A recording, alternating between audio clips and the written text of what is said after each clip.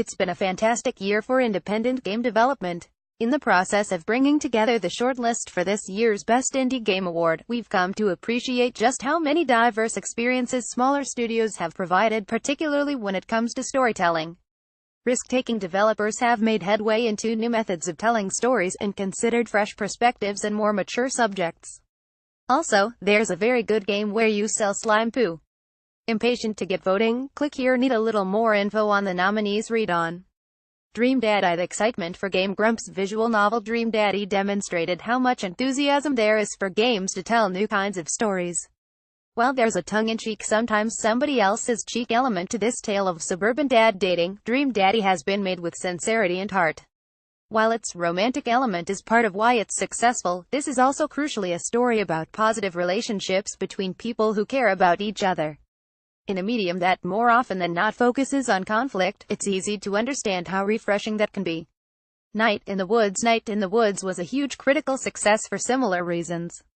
Despite the gorgeous abstract art style, this is a game about a town full of animal people where the emphasis is on people. There's a Twin Peaks-ish mystery lurking at the game's core, but the charm of Night in the Woods comes from the relative realism with which College Dropout May and her friends are written. Touching on subjects like economic stagnation, depression, and relationships, Night in the Woods gives players meaningful space to explore these subjects on their own terms. What Remains of Edith Finch. Best understood as an evolution of the walking simulator, Giant Sparrow's Extraordinary. What Remains of Edith Finch packs a huge number of ideas into its 3-hour running time.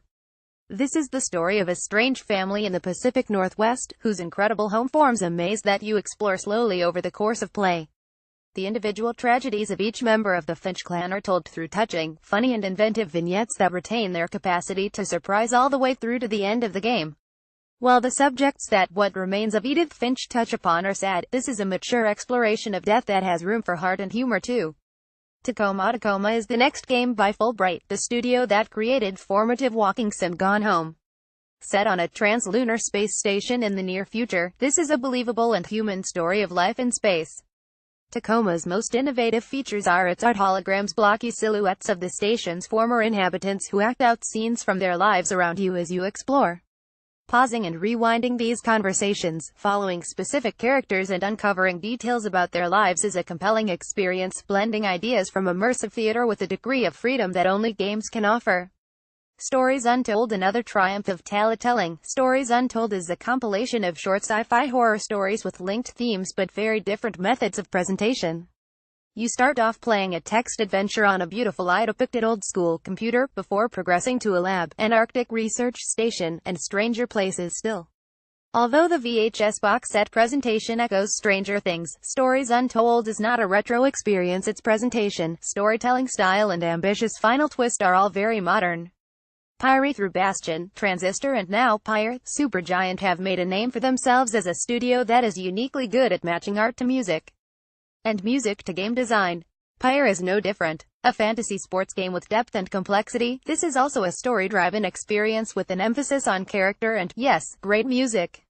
You're asked to make lots of meaningful choices both on and off the field, and these decisions have a real impact on the course you chart through Pyre's branching narrative.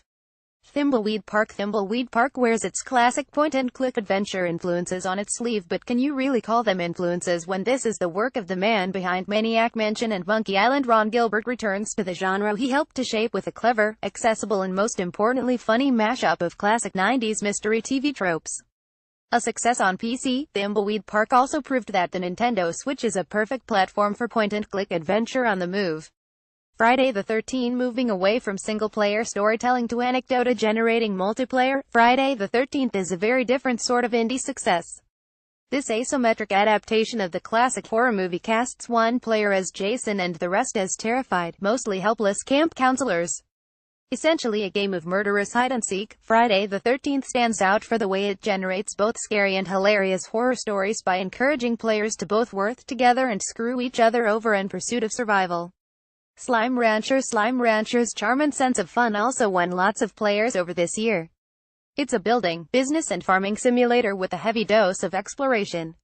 You're a space rancher, building up a collection of adorable bouncing slimes, each with its own needs and behavior. These slimes produce a valuable substance called plort, which you sell to fund your expansion into new areas. Plort is basically just slime poo, by the way. It's a game about farming slime poo. It's very good. Everything the extraordinary, uncategorizable everything is one of the most ambitious games in this year's shortlist. A vast simulation of the cosmos where the player becomes anything from a swirling galaxy to a spaceship to a regular ship to a bear to a hat. This is an exploratory meditation on the scale of the universe and life's place in it.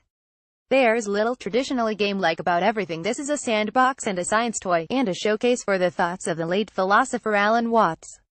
To vote for your indie game of the year, click here. You can also vote using our Facebook bot, if you prefer the personal touch.